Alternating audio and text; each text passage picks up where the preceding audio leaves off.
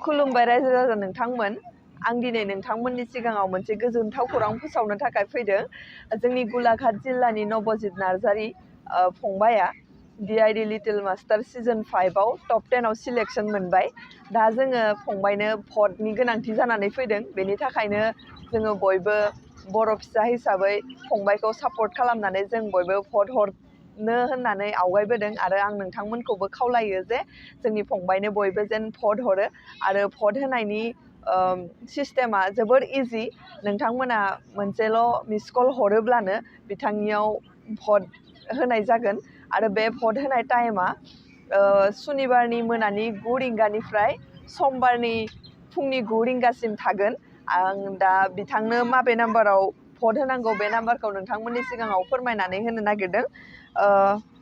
भट हरनांगौ नाम्बारा जाहैबाय 9152915246 आं आरो खेबसे बुंनानै होनो सानबावदों नाम्बारा 9152915246 अन्नानै बयबो जेन फंबायखौ सापर्ट खालामो फंबायनो बयबो भट हरो बेखौनो आं नोंथांमोनखौ गुरैयै खावलायहरनाय थाबाय गोजोन्थों जय बर' हारिनि